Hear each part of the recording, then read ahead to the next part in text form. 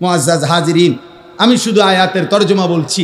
হুয়াল্লাযী খালাকাকুম মিন তুরাবিন সুম্মা মিন নুতফাতিন সুম্মা মিন আলাকাতিন। আল্লাহ তাআলা বলে, বান্দা আমি আল্লাহ যিনি তোমাদেরকে সৃষ্টি করেছি মাটি থেকে, অতঃপর বীর্য থেকে, অতঃপর জমাট রক্ত থেকে। আমি আল্লাহই ধীরে ধীরে 7টা ধাপে আমি আল্লাহ তোমাদেরকে মায়ের পেট থেকে, পৃথিবীর থেকে বের করেছি। সুম্মা ইউখরিজুকুম তিফলান, যেদিন আমি মায়ের পেট থেকে বের করলাম সেদিন আমি তোমাদেরকে শিশু হিসাবে বের করেছি। সুম্মা লিতাবলুগু আশুদ্দাকুম, ধীরে ধীরে আমি তোমাদেরকে পূর্ণ শক্তিতে পৌঁছাইছি, মানে যৌবনকাল দিয়েছি।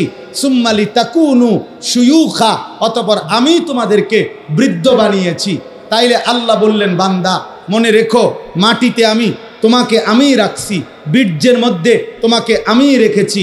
জমাট রক্ত, গোশতের টুকরা, হাড্ডির কঙ্কাল, গোশতের আবরণ, রূহ ফুঁকে দেওয়া, শিশুকাল, যৌবনকাল, বৃদ্ধকাল, এই সকল অবস্থার পরিবর্তন আমি করেছি। অমিনকুম মান ইউতাওয়াফা মিন ক্বাবলু, আমি কিন্তু সবাইকে যৌবন দেই না, সবাইকে বৃদ্ধ বানাই না, বরং অসংখ্য ব্যক্তিকে আমি আল্লাহ এই 3 স্তরে পৌঁছবার আগেই মৃত্যু দিয়ে ফেলি। কেউ ছোটবেলায়, কেউ যৌবনকালে, কেউ বৃদ্ধকালে। মৃত্যু হয় কি না? 3 বছরের বাচ্চা মরে তো, 30 বছরের যুবক মরে তো, 90 বছরের বৃদ্ধ মরে তো। ওয়ালিতাবলুগু আজালাম মুসাম্মা, আমি কিন্তু প্রত্যেককে আমি আল্লাহর নির্ধারিত হায়াত আমি পূর্ণ করে থাকি। কাউকে অকালে মৃত্যু দেই না, বরং আমার ফয়সালা মতে মৃত্যু দেই। ওয়ালাআল্লাকুম তাকিলুন, আল্লাহ বলেন এই যে বিচিত্র অবস্থা, একবার মাটি, একবার বীর্য, একবার জমাট রক্ত, একবার গোশতের টুকরা, একবার হাড্ডির কঙ্কাল, একবার গোশতের আবরণ, আরেকবার রূহ ফুঁকে দিলাম, আরেকবার শিশু বানাইলাম, আবার যুবক বানাইলাম, আবার বৃদ্ধ বানাইলাম, আবার অনেককে বৃদ্ধ পর্যন্ত নিলাম, অনেককে তার আগেই মৃত্যু দিয়ে দিলাম। এই সবটা আমি আল্লাহ কেন করছি? এমন রকমের ওয়ালাআল্লাকুম তাকিলুন, যেন তোমরা বুঝতে পারো। কি বুঝতে পারো? যেন তুমি বুঝতে পারো আমার এই শরীর, আমার এই দেহ, আমার এই জীবনের উপরে আসলে আমার কোনো নিয়ন্ত্রণ নাই, আমার কোনো ক্ষমতা নাই। শিশু আমি কেন হলাম? আল্লাহ চেয়েছে। যৌবন আমার কেন পেলাম? আল্লাহ চেয়েছেন বলে। বৃদ্ধ আমি কেন হলাম? আল্লাহ চেয়েছেন বলে। আমি কেন হাসলাম? আল্লাহ হাসায় বলে। আমি কেন কাঁদি? আল্লাহ কাঁদায় বলে। আমি কেন সুখে আছি? আল্লাহ সুখে রাখছে বলে। আমি কেন দুঃখে আছি? আল্লাহ দুঃখে রাখছে বলে।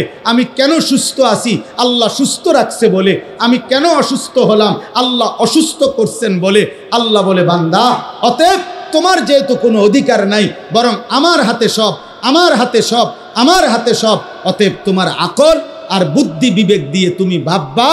ইনসাফের দাবি, বিবেকের দাবি, আকলের দাবি এটা যে আমি আল্লাহরই গোলামি করা, আমার ইবাদত করা, আমার হুকুমই মানতে।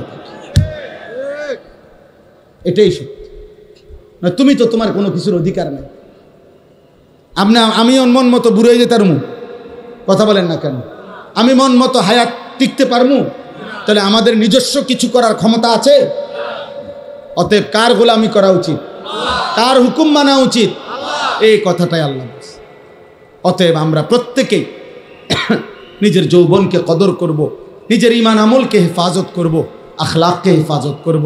আজকের এই তিতাস উপজেলা উলামা পরিষদের এই বর্ণাঢ্য আয়োজন আল্লাহ বরকত দান করেন, আল্লাহ তাআলা কবুল করেন। আল্লাহ তাআলা এই নওজওয়ান সহ উলামায়ে কেরাম সকলকে ঈমান আমলের হিম্মত দান করেন। আমিন। সুবহানাল্লাহি ওয়া বিহামদিহি।